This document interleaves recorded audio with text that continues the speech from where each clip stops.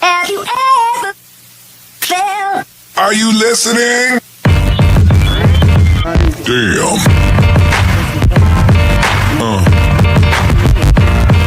Yeah. Yeah. Yeah.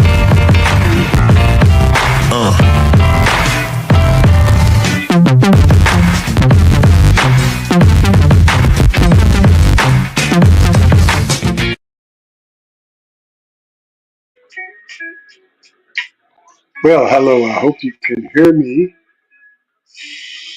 And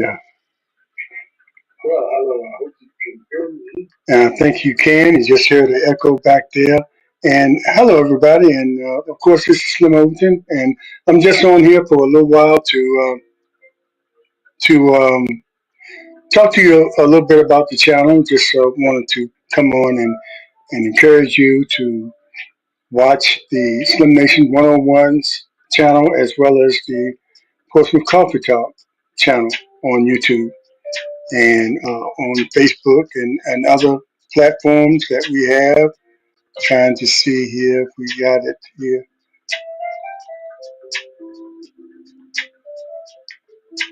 Okay, we have some exciting.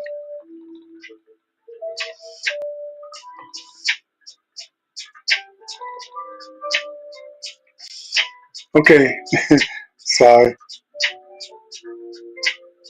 But anyway, we have some exciting guests coming up, and that I already had, and I want to introduce you to some of the guests that are coming up, but also let you know about going on the channel, the Slim Nation 101's channel, to check out the interviews I've done with people um, so far recently. And uh, I say interviews, but they're more like conversations we have, and that's why I like to have them discussions. So whatever you prefer. But I had Ron Goodrich on, who is my brother, and he is a cancer survivor, and he talked about his experience there. He's also a burn victim survivor that he suffered that years ago. It was sort of transitioned him into what he's doing now. He been on his job that deal with big company boilers, and he is like a manager in that company. And he has been there about a combination of that company and another company, Honeywell. He was with. Been there working for 51 years in that field. So he also now goes out on speaking engagements talking about safety to large companies. And he was doing it through the company. Now he has his own business where his speaking engagements are his only, his business. And he goes out to big companies like Coca Cola and just gives those safety speeches. Very well attended and very good presentation. Not just saying that because he's my brother, but I watched him, and in those safety presentations like that, sometimes people come and you can lose their attention because they just there. And but the way he does it, it keeps their attention. And plus, a lot of times, well, all the time, he's talking from experience. So, had him on, and we had a conversation about his experience there, and as well as being a cancer survivor, stomach cancer, and also a victim, burn victim survivor. So go back and check that video out on the Slim Nation 101's YouTube channel. It's going to always be there. And some other ones I had a recent interview with Terrence Affer Anderson, who is locally here in Hampton Roads and in Virginia. And those of you might be watching and not familiar with Hampton Roads, it's a combination of cities, including Virginia Beach, Norfolk, Hampton, Newport News, Suffolk, and the city of Portsmouth. And they sometimes include Williamsburg, historic Williamsburg, in that area too. We're all here together. and he came on. Uh, he's a playwright. He's a director. He's a writer, journalist, and mostly an social media content creator, as well as a host of a TV show for quite a while, which might be getting back into that. But he was also a host on PBS, public broadcasting station, for uh, their fundraising annual programs. So very well experienced, and you might enjoy that conversation we had, and why he chose to stay here in the Hampton Roads area when he could have gone to New York or California, Los Angeles or something like that, because that's where most people go when they're in that kind of field, theater, film, television, seeking uh, seeking more. But tune into our conversation and find out why he chose to stay here in Hampton Roads, which is no slouch as far as the market for entertainment. So, and I also had Clarence Neely on, and he's a local guy, but he's originally from Camden, New Jersey, and the Coast Guard brought him here. And a lot of people don't realize how significant the Coast Guard is as a part of one of the branches of service. Actually, they're under the Homeland Security, but they're still one of the branches of the service. And he will talk about their role that a lot of us don't know about, and how he benefited from about 20 years of serving there and then coming out and having his own private security company and being a radio host, how he stumbled across being a radio host, and a lot of other things that he's doing. So check out Clarence Neely, the conversation we had on the Slim Nation 101's podcast. Also, let's see, I had, well, coming up, we have Natalie Baker. I had her scheduled, but we had to reschedule. Natalie Baker is also a local product of the city of Portsmouth, but she lives in Atlanta now, and she's doing great things. She had a dream of acting and pursuing that, and couldn't do it here, so she had to, go out on a wing and a prayer and move to Atlanta and try. And she's getting these parts now that giving her a great exposure. And she's also a sports analyst. She has her own little program up there where she covers a lot of different sports and gives you play by play commentary on it, and along with other things she does. So we're going to reschedule her because the night that she was supposed to come on, she had to go to a shoot, a film shooting. So those things come up like that, and I'm sure you'll see that pretty soon. But right now she's on some. If you've heard about Country Wayne, he's a comedian and he has a big presence on social media, on a YouTube channel, and other places, other platforms where he produces and stars in shows and gives actors opportunity to show their wares. And she has been in several of his episodes, and they keep calling her back. So, and she's actually playing a character named Natalie, and her real name is Natalie, but she's playing a character that is out of character for her. But you'll enjoy that. So they keep calling her back, and she's doing that. So we're going to reschedule her because I'm sure you want to hear her story.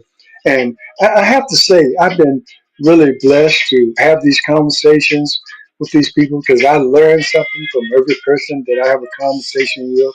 And hopefully you will learn something as a viewer uh, from these guests that I have on. The last guest I had on live, and all my shows are live, so it gives you an opportunity to comment live or ask questions to a person. And I had the Virginia State delegate uh, Cliff Hayes on just the other night, and we talked about his the latest session in Virginia State General Assembly and how he got started in politics. So stay tuned. Go back and watch that. and stay tuned for the upcoming guests I have Kimberly Bright. If you've been watching, you know I like to feature authors, local authors, or authors from all over. But Kimberly Bright is originally from Norfolk, and she wrote a book. Let's see, she wrote a book called um, "You Were Not Created to Live This Way," and here it is. I don't know if you can see it. I guess the ring light sometimes gets it, but she's going to come on Monday evening at 7, and she'll be on to talk about her book and her experiences.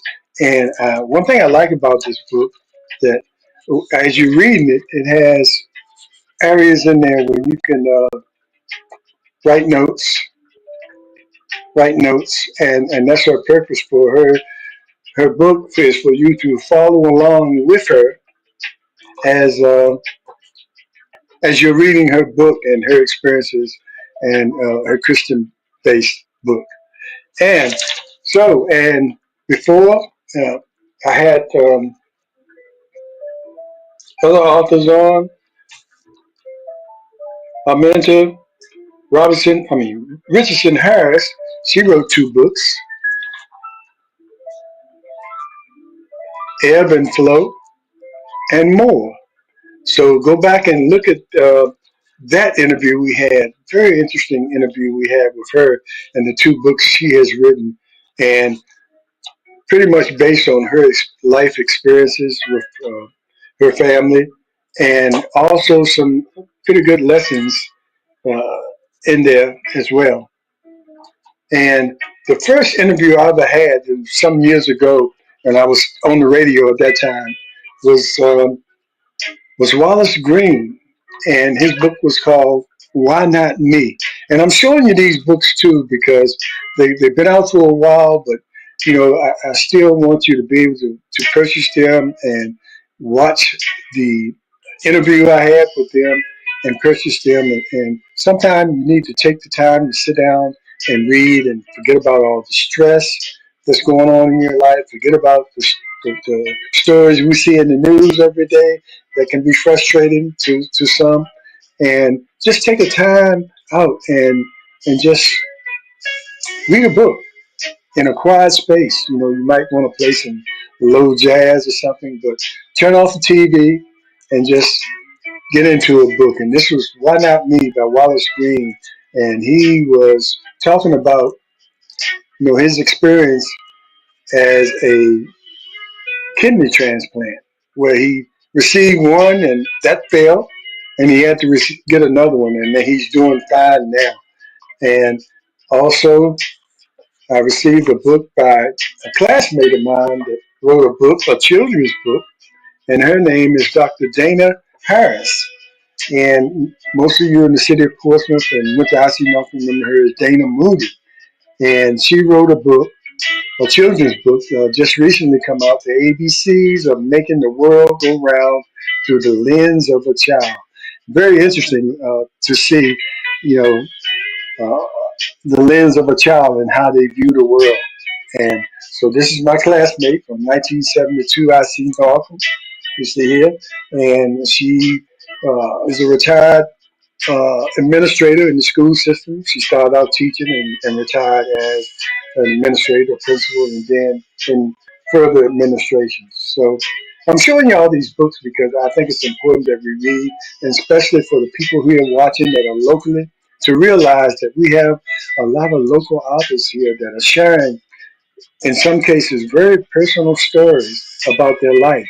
And especially this one here by Letitia Branch, and many of you, if you live in the city of Portsmouth, remember her being the person that every year that headed up the National Night Out, working with the police department.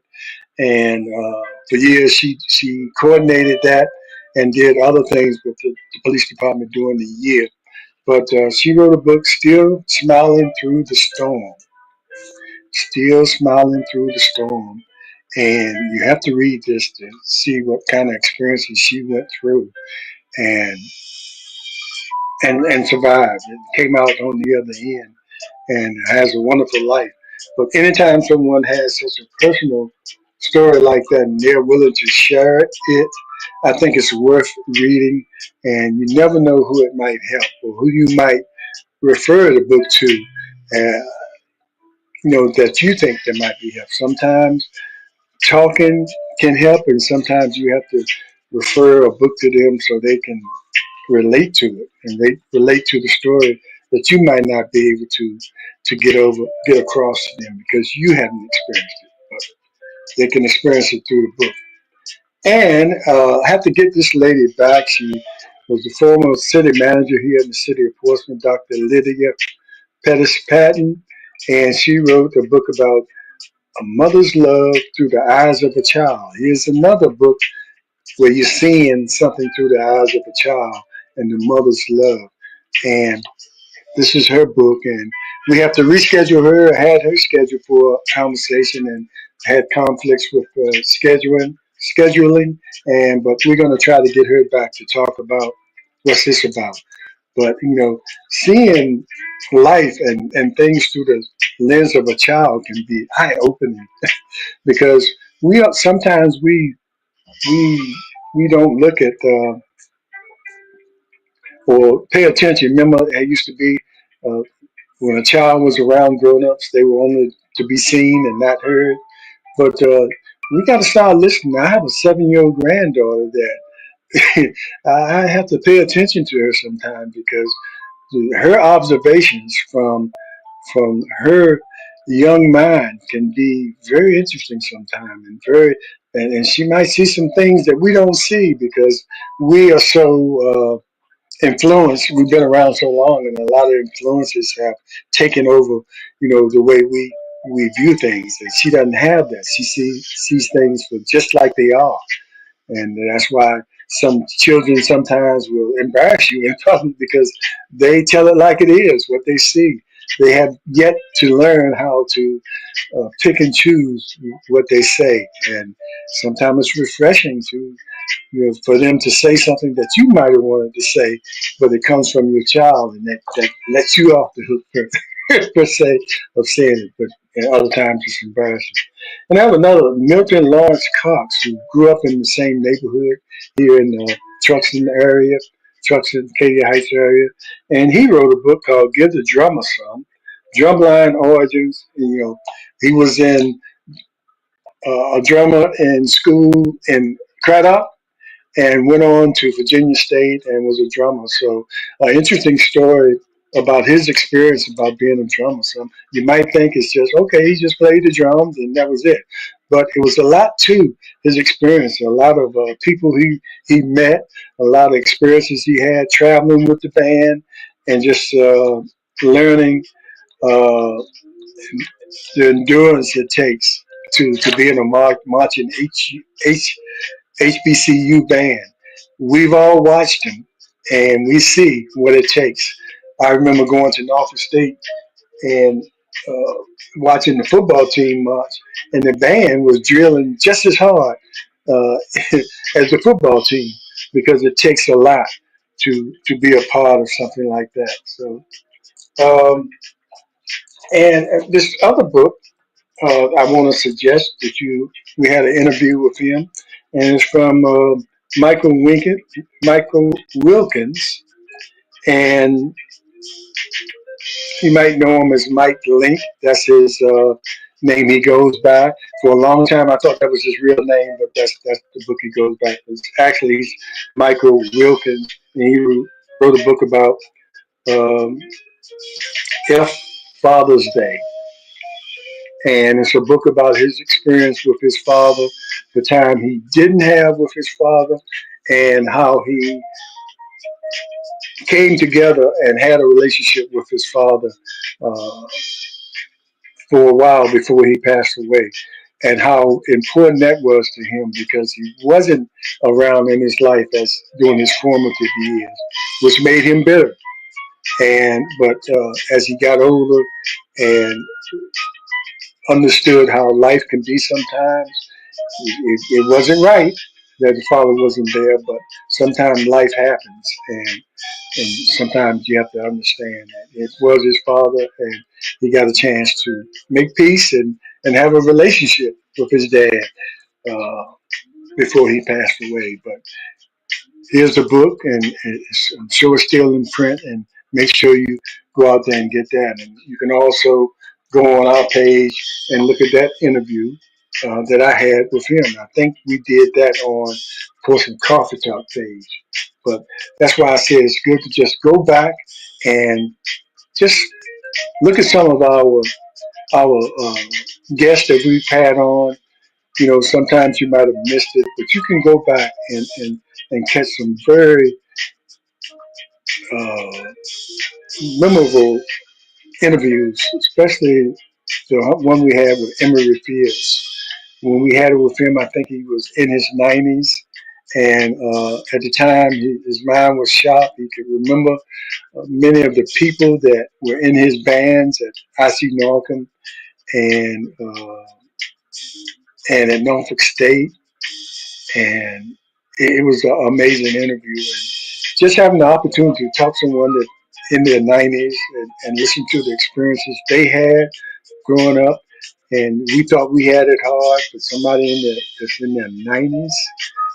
We also had a conversation with someone in their 90s, Horace Savage, who was a longtime coach here and then retired as working for the school board as administrator. I think he was the secretary for the school board, and very great wordsmith. I mean, he was great with words. I mean, just to hear him. I mean, sometimes you had to have a dictionary beside you to have a conversation with him because he would throw some words out that you had never heard before. So you had to look it up and see if he was saying something bad about you or was that a compliment. But I jest about that. But having a conversation with him on our show was another amazing time. And, even with we had Helen Davis on, and of course Mr. Fields has passed on now, and Hoss Savage is still with us, and Helen Davis passed on, but before she did, she got a chance to come on and talk about her experiences coming up as a woman in the civil rights movement here locally in Portsmouth. And it was always the men that were out front. But she was one of the first women to be president of one of the organizations that dealt with civil rights here in the city of Portsmouth. So uh, go back and check that interview out. And I had the pleasure of having an interview with Bob, Bobita Wooten, who, and here's her book, Bobita Wooten, and Up and Running. And the journey continues. And talking about her experiences, she went to Virginia Union University, came there from Ohio, I believe from Cleveland or somewhere. I think it was Cleveland. But anyway, had never heard of Virginia Union, but got recruited. She was all state in the state of Ohio as a basketball player, so highly recruited, and she wanted to attend a HBCU. So she found Virginia Union University, or they found her, and she was on some great teams there. And while they were there, they won a national championship, several CIAA championships under the direction of legendary Tom Tricky Harris. If anybody knows anything about Union, you know who that is. He coached the men's and later in his years, and he coached the ladies. As a matter of fact, one of the games, uh, final games, they were playing against Norfolk State for the CIAA championship. Uh, Coach Harris actually collapsed and later passed away while the game at halftime, and they didn't tell the girls until the game was over that he had actually passed away. He collapsed during the game, and they took him to the back. And as far as they knew, they thought he was be okay, but they know he had had health issues. But they ended up losing to Norfolk State. But that was the year they went on and won a national championship in the CIAA. So a great book by Coach Wooding, we call her. She actually coaches a pro team now another league that has been started. They don't get the recognition that the WNBA gets now, but just like they did, started, they had to work their way. But she's still coaching, and I think she said she recently took on coaching responsibilities of a high school in Richmond or near Richmond. So she's still in demand, and we appreciate her and hope to have her back on again soon to give us updates of what she's doing. And I was glad to do this interview with Regina O. Jackson. She uh, lives here in the city of Portsmouth, works for the city of Portsmouth, and she wrote a very personal book called Divorce But Still Divine.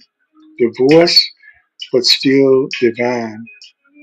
And she came on and we had a nice interview with her. And please look that up. Go to my YouTube channel, the SlimNation 101's podcast, and just you probably can just put her name in, Regina O. Jackson, and her interview will come up because that was some time ago, and we've done plenty of interviews since then. So you can either go, and this one was on my page on Slim Nation 101, and it was a pleasure to have this lady up here, Portia Bryant, and she wrote a book called "What Would Jesus Do?" What would Jesus do? And we've heard that term quite a bit, but you'll get her take. And the subtitle is Character Building from Divorce and Perspective of Christ. So this is her take on what would Jesus do. And this is a book that's still in print that you can get. And you can also watch the interview we had with her. And she also has a son and a daughter who also are published authors. I think they're older now, but the daughter probably is in high school, uh, and the son must be about maybe 10. But they also wrote books following in their mother's footsteps. So you heard her talk about that as well. So, wow, isn't that amazing to be an author like that, and your children have something to say, and they put it down in books. And this was, well, I'll show this first. Wanda Hazel, or Hazel, uh, whichever way you want to pronounce it, she wrote a book, Rise and Shine Wanda. She also has a Facebook page that of the same name where she comes up and talks about. This is her book, Rise and Shine Wanda. And it's a book about her faith and her experience. And she's a Army vet and has two sons and is still out there serving, a member of Growth Baptist Church, and still doing things out there. And we hope to have her back on to get an update what she's doing. I think she is relocated, if I'm not mistaken, and working in another capacity. So we'll find out when we bring her back. This person I was glad, really glad to have a conversation with, and I believe she was on. I believe she was on.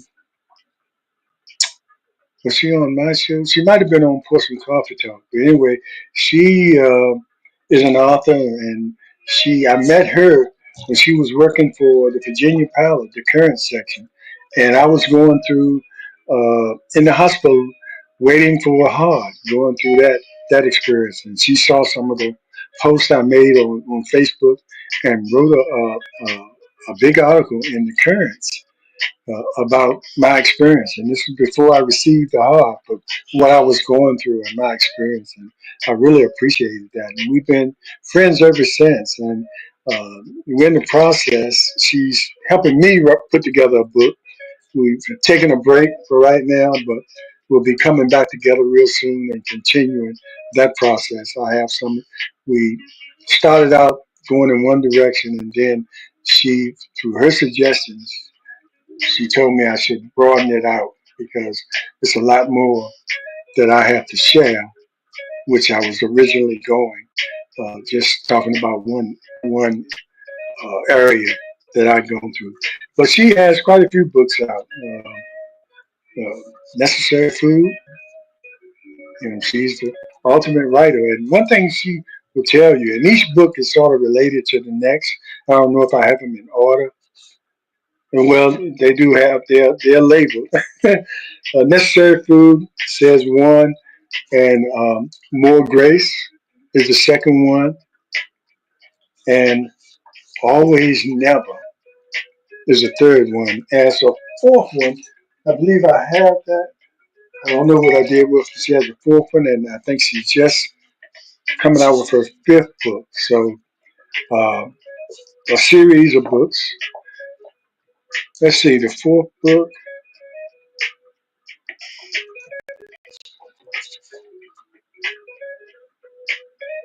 Yeah, the fourth book is out. I can't see the title because it's kind of blurred. Anyway, these are the four books she has out.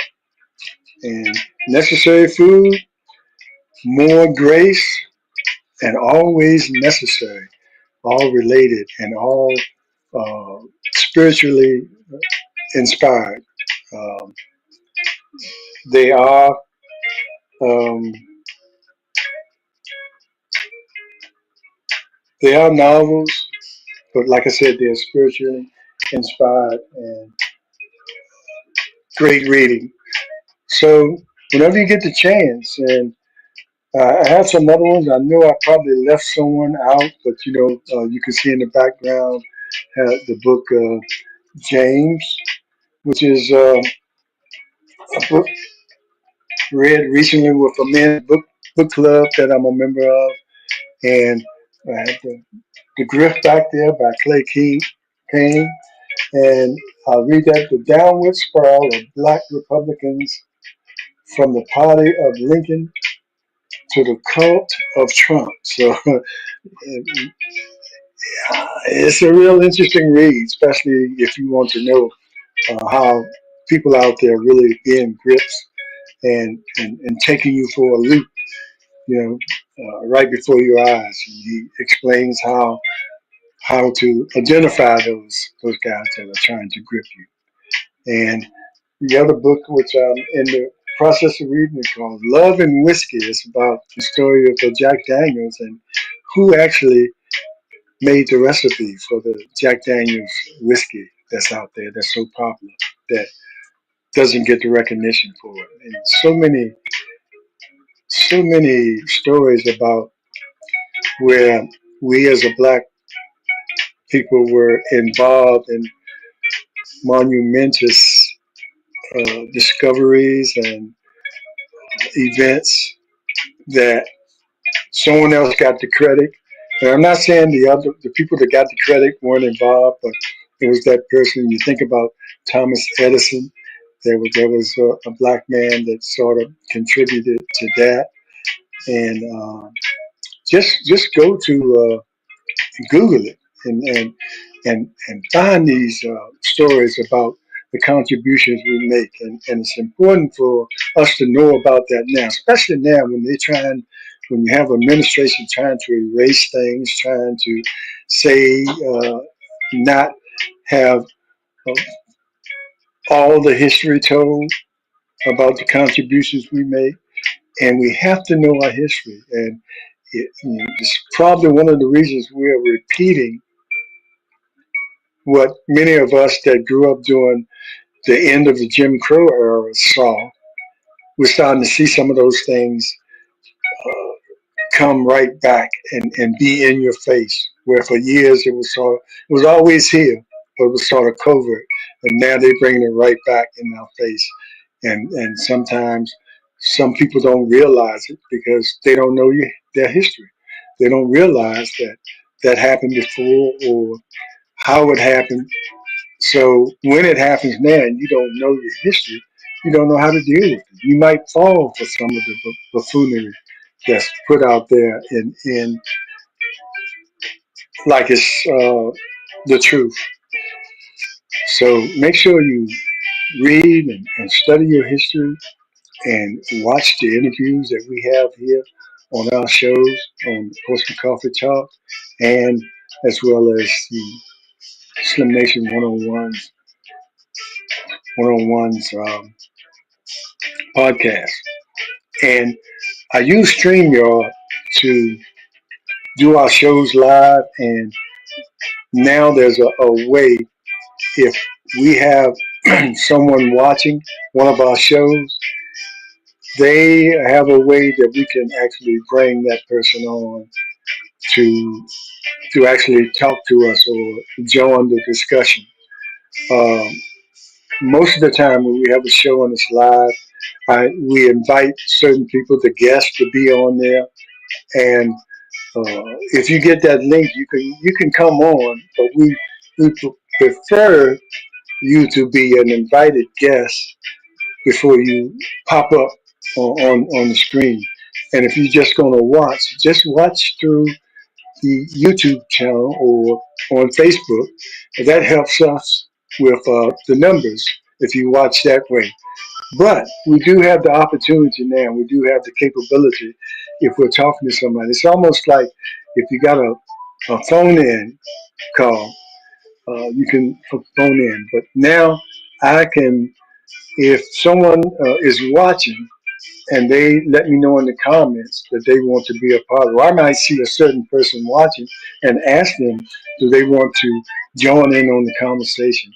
I can bring them right in um, with their email, and that's something that was coming on the Yardstream platform, and now it's here, and they have quite a few other things that are here now that gives me an opportunity to work with, like showing comments that people make, putting it on the screen for all of us to see, the questions that people might have, putting it on the screen for all of them to see. So we're moving along and trying to do the best we know how in order to share the information.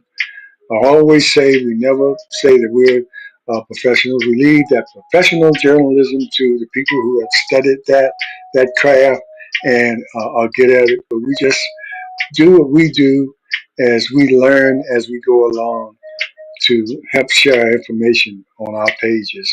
And hopefully you will appreciate what we show and become a part of it from time to time. If you look at our videos, we've had everybody on from college professors to former mayors to present mayors to high-ranking Virginia state senators and delegates to the guy next door, and everywhere everybody's opinion matters. Uh, you'd be surprised what you'll learn from the guy next door that that probably sometimes you think, oh, that guy should be in office, but they are in the right place. Whatever they're doing, they're serving what they're doing well. And we know we need coming up. We need boots on the ground. We need to go back to that kind of campaigning and making sure house to house and walking the streets and making sure people out there understand the importance of their vote and know how important they are.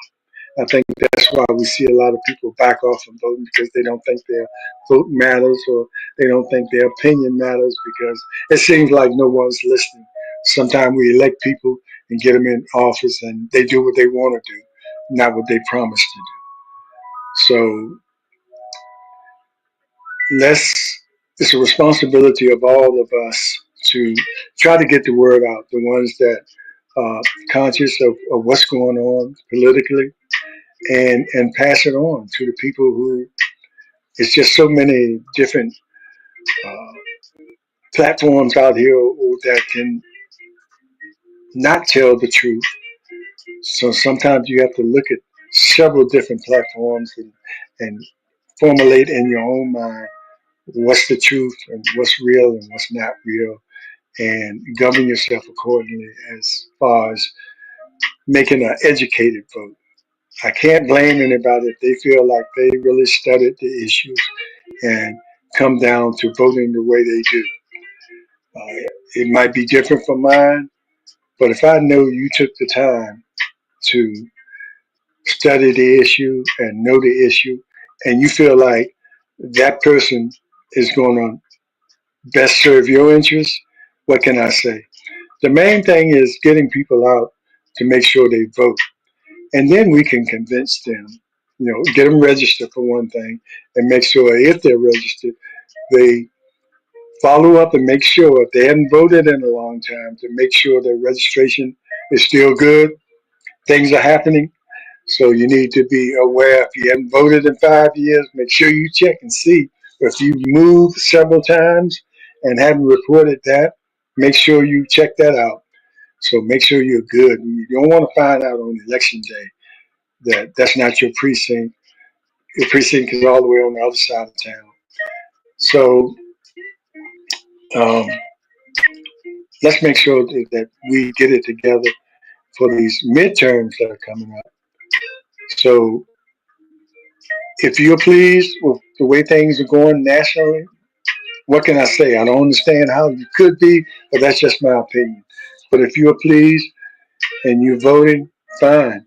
But if you're not pleased, the only ammunition we have now is the citizens' vote. You see how up at the top level, everything has been geared to the White House, where they can pretty much do anything they want to. If you sit down and listen to someone really explain why the Senate and the Congress hands are tied, it's really a complicated situation. One thing is some of the things that the Supreme Court did by giving Trump uh, more power than he needs, and then that last the last budget that was voted on by the General Assembly and the Speaker of the House pushed it. There's some things in there that sort of keeps Congress from doing anything about what Trump is doing. Even though a lot of things he's doing, he needs the Congress approval, but he's doing it anyway to a point where he can, piece by piece, dismantle different departments. And, you know, once you do that, it's kind of hard to come back. Then you have to piece it back. It's like taking a puzzle apart and throwing the pieces all around, in a pile, and then having the challenge of putting it back together. It takes a while, and we don't have that time because in the meantime, people are suffering, people are hurting, people are funds are being frozen that would normally help someone that trickles down locally. That might go funds that might go to the housing authority that's helping people that qualify, low income. And if it's frozen in some way above you, um, that puts a damper on what goes on with the health department in some of the cities that were trying to do some things with the funds that they have available. Funds have been frozen on them, where they have to sort of regroup and see, you know, and see how they can continue to serve the people that they are charged to serve. But it takes funding, and the funding was there coming on a regular basis, and there were fights to get more funding for it. But now you have someone freezing that funding, and some of that might not affect you, but it might affect someone in your family. It might affect a cousin. It might affect your neighbor, someone that you know, your best friend. So let's get it together, people. And first of all, let's make sure we read. Let's take the time out for yourself, your mental health, because all this is coming at us so fast. Every day we wake up and say, good gracious, what now? So just make sure you take that time out of yourself because if you're not physically or mentally fit, you cannot uh, benefit the cause. You cannot benefit whatever is being done to sort of counteract against what's happening on the highest level of our city, our government. So make sure you get that rest, read, read, even if you have to go here, and just experience different people's ideas. And I always say, if you read a book, you can go anywhere in the world. You can pick a book about Italy and go there and talk to someone who's actually been there, just like you were there as well, because you've read all the ins and outs about what Italy is all about. You just haven't had the experience of being there, but you can be there before you actually go there, so you won't be walking around looking lost like a tourist and a target. I digress. But anyway, thanks everybody for listening. And I know I went on longer than I really wanted to, but I just wanted to share some of the books and the authors, most of them local, that we've had the opportunity to have conversations with. And we will continue to have conversations. Like I said, this Monday at 7, we're going to have Kimberly Bright, who wrote a book, and her discussing her book and other things that probably are part of her journey getting to this point in her life. And don't forget, in the morning on Portsmouth Coffee Talk at 7 a.m., we will be talking to Carlton Copeland, uh, community activist and someone who is really dedicated to our youth. And our youth is our future. And we need to pay attention to what he's doing, and if possible, get your children involved with what he's doing or what someone else is doing. We don't need to have idle time for our children to get into something that they don't need to be into. And later on, we find out they're in trouble or we might lose them. Keep them busy and keep them excited about uh, different things that they probably can do in life. STEM, the orchestra, the arts. You never know what a child is really good at until you expose them to it. My granddaughter has been in everything from tap dancing to tumbling to ballet to soccer, and now she's in acting classes. And I've yet to put a basketball in her hand, so but we're going to try that because it looks like she's growing. She's 7 years old, and she looks like she might have that long. I don't know. We just have to wait and see what happens as far as her height. But at least I want to have a basketball in the hand just in case she's 16. But anyway, whatever she decides to do, I'll be proud of her because she's been exposed to a lot of things, and she stays busy, keeps her mother busy, of course. She stays busy, and one day, one of those things that she's been exposed to will be something that she wants to do. It may turn out that none of that is something she wants to do. She does something, she becomes a nuclear scientist or the president of the United States or goes into politics and is, you know, but at least we'll know that she'll be a well-rounded person, and she'll be prepared for whatever she likes or whatever she excelled in, that she's had the opportunity to be exposed to it. So, and that's to say to expose your children, your grandchildren to whatever you can afford to expose them to. And it's a lot of free programs out here. Just get them involved. And the computer is nice, and the games they play is nice, but with the weather breaking like this, you got to get them outside. You got to get some of that sunlight. And get them active. Uh, so we had one show where we talked about childhood obesity, which is becoming an issue. So, well, anyway, that's another story. We'll talk about that. Take care, everybody, and we will see you next time. I know that was long, and a lot of people are not hanging there, but look at parts of it. Look at some of it, and then come back and look at some more. So I appreciate the people that were here live, and we'll see you when we see you. Okay. All right. It's time for us to sit down at the table and turn this chaos into something stable. For love, one on one. We will not accept defeat, not on our land, not in our streets. Getting it done.